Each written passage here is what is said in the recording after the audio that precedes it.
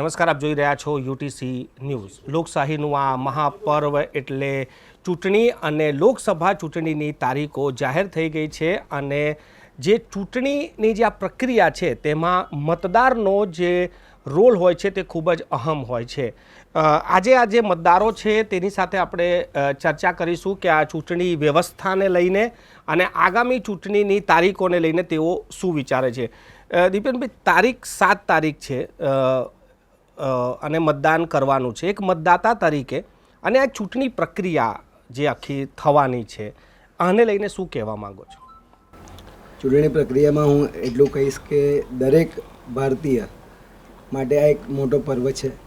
દરેક ભારતીય આમાં જોડાવવું જોઈએ। આપણા પોતાના જે ઉપર વટ જે છે, જે પણ નેતા છે, જેનું આપણે સિલેક્શન કરવાના છે, જે આપણું ભવિષ્ય ઘડવાના છે, તો એના માટે બધાએ સાથે મળીને ચૂંટણીમાં જોડાવવું જોઈએ। ભાઈ, કયા મુદ્દાઓ આ વખતે રહેશે તમારા હિસાબે ચૂંટણીમાં? વડોદરાને કે પછી ગુજરાતને કે પછી ભારતને આપણે ગ્લોબલ લેવલ પર લઈ જઈએ, એ જ સૌથી મોટો મુદ્દો છે। આપ કહેશો કે આ વખતે ચૂંટણી જે આખી થવાની છે પ્રક્રિયા, એમાં કયા મુદ્દાઓ રહેશે? ખાસ કરીને મંચો પરથી કયા મુદ્દાઓ ચર્ચા રહેશે? મુદ્દા તો પછી સૌથી પહેલાં એવું કહીશ, મતદાન આપણા બધાનો બહુમૂલ્ય અધિકાર છે અને આપણે બધાએ જે બી 18 વર્ષથી ઉપર છે એ બધાએ ખુદ સ્વૈચ્છિક મતદાન કરવા જવું જોઈએ, કારણ કે તમારો આજનો મત જેને પણ જાય છે એ કાલે આપણું ભવિષ્ય રચવાના છે। હવે આપણે મુદ્દાઓની વાત કરીએ તો સૌથી પહેલું જે પ્રમાણે દીપેનભાઈ બી કીધું કે વિકાસ એ બહુ મોટી વસ્તુ છે અને આપણે ભારતને અત્યારે તમારે આંતરરાષ્ટ્રીય લેવલ પર લઈ જવું છે। મોદી સાહેબ એના માટે જબરજસ્ત કામ કરી રહ્યા છે, પણ કોઈ એક માણસથી કશું થતું નથી, બધાએ જ એમાં બહોળો ફાળો આપવો પડે છે। એટલે બધા જ સાથે મળીને સારી રીતે કામ કરશે તો ભારત આગળ 100% આવશે। જે એમનું દીર્ઘ દ્રષ્ટિ છે કે ભાઈ 5 ટ્રિલિયન ઇકોનોમી બનાવી છે, એને બનતા વાર નહીં લાગે। આપ કંઈ કહેવા માગો છો કે આ જે પ્રક્રિયા છે, અમને કીધું કે ડેવલપમેન્ટ એટલે કયા ટાઈપનું ડેવલપમેન્ટ? કેમ કે ઘણા બધા સવાલ ઊભા થાય છે કે બેરોજગારી છે, મોંઘવારી છે, એજ્યુકેશન, તમારા હિસાબે કેવું ડેવલપમેન્ટ? ડેવલપમેન્ટ એટલે બધી જ રીતે ડેવલપમેન્ટ થવું છે। એજ્યુકેશન છે, મેઇન તો એજ્યુકેશન છે। અગર એજ્યુકેશન સ્ટ્રોંગ હશે ઇન્ડિયામાં તો ઇન્ડિયા ઓટોમેટિકલી સક્સેસ થશે।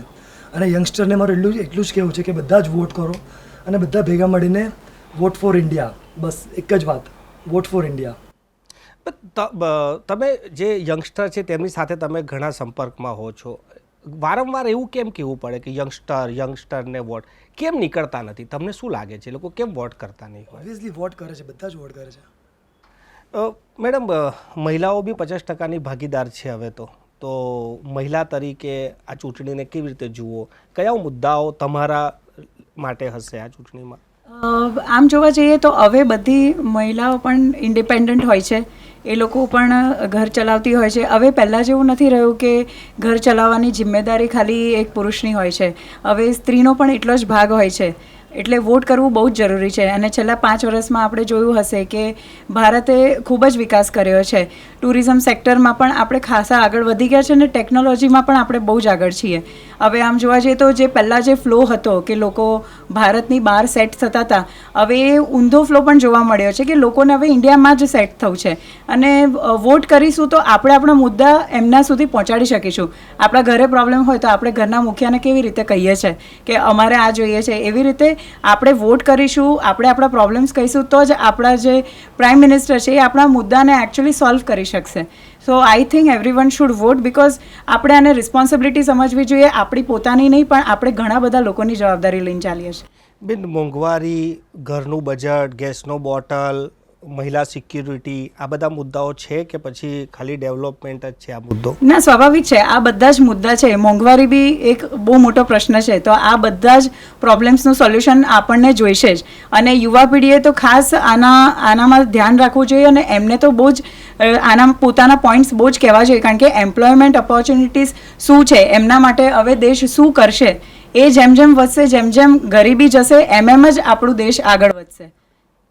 સાહેબ, તમારાથી છેલ્લો સવાલ કે જે પણ પ્રધાનમંત્રી બનશે, શું કહેવા માંગો એમને કે તમે માનો કે વડાપ્રધાન બની જાઓ, તમે શું કરો દેશ માટે સૌથી પહેલાં? ઇન્ડિયા નંબર 1 પર જોઈએ બસ.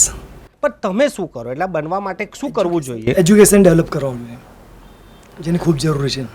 દિપેનભાઈ, તમારાથી બી જ પૂછી લઉં કે તમે માનો કે વડાપ્રધાન બની જાઓ, સૌથી પહેલાં શું કરો આ દેશ માટે? ઘણું બધું કરવા માટે છે.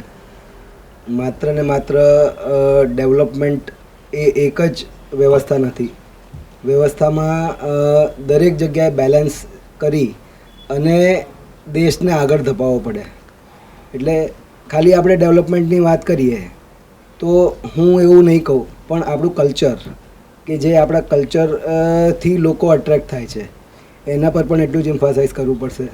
ડેવલપમેન્ટ, યસ, આપણને ખબર જ છે કે ડેવલપમેન્ટ, દરેક દેશ ડેવલપમેન્ટની પાછળ જ દોડી રહ્યું છે. ડેવલપમેન્ટની સાથે સાથે સારામાં સારું જીવન જે લોકોને આપવું એ પણ ઘણું ઇમ્પોર્ટન્ટ છે. એટલે આ બધા મુદ્દાઓ પર જે વળગતા જે પણ કાર્ય થતા હોય એ બધા કાર્ય પર આગળ વધવું પડે. સાહેબ, અત્યારે જે કરંટ અફેરની વાત કરીએ તો ઇલેક્ટ્રોલ બોન્ડ હોય, ચૂંટણી બોન્ડમાં વિવાદ ચાલી રહ્યો છે, રામ મંદિર, CA, આ બધા મુદ્દાઓ રહેશે કે પછી જે પારંપરિક આપણા મુદ્દાઓ છે, જાતિ, ધર્મ, એની પર જ ચૂંટણી થશે? સર, સૌથી પહેલાં તો આ બધા મુદ્દા તો ગૌણ છે. ઇલેક્શન આવે છે ત્યારે જ આ બધા મુદ્દા આવે છે, એના પછી 4 વર્ષ તો બીજા કોઈ મુદ્દા હોતા જ નથી. પણ જેને આગળ વધવું છે એના માટે આ કોઈ બી અડચણરૂપ વસ્તુ નથી અને આ જોવા બી નહીં મળે. જે બી માણસ કામ કરશે આપણે એમને વોટ આપીશું, લોકલ હશે કે સેન્ટ્રલ પરથી હશે, જે બી હશે. હા, અત્યારે નરેન્દ્ર મોદી છે, ફેસ છે અને સારામાં સારું કામ કરે છે. અત્યારે આપણે 1 થી 10માં બી જોઈએ તો એમના પક્ષમાં બી એમની પછી કોણ આવશે હજુ ખબર નથી. કદાચ એમનું બનાવ્યું હશે પણ એમના સામે કોણ આવશે 1 થી 10માં એ બી કોઈ લિસ્ટ નથી. એટલે ઓબ્વિયસલી મારો વોટ બીજાને જાય એના કરતાં જે સારું કરે છે એને આપણે આપીએ એના માટે વધારે સારું. ખૂબ ખૂબ આભાર તમારો તમામ લોકોનો અમારી સાથે જોડાવા માટે. ચૂંટણીની તારીખ જાહેર થયા બાદ આ પહેલી પ્રતિક્રિયા છે જે મતદારો છે. મતદારો અત્યારથી જ મન બનાવીને બેઠા છે. ઘણા બધા તેમના મુદ્દાઓ છે ને કયા મુદ્દે મતદાન કરશે તે તો 4 જૂને જ ખબર પડશે. પરંતુ તમામ લોકોએ મતદાન કરવું જોઈએ એ અપીલ આ મંચ પરથી પણ થઈ છે. અમે પણ લોકોને અપીલ કરીએ છીએ કે મતદાન અવશ્ય કરો. 7મી તારીખે જ્યારે આ મતદાનનો દિવસ છે તો તમે મતદાન અવશ્ય કરો.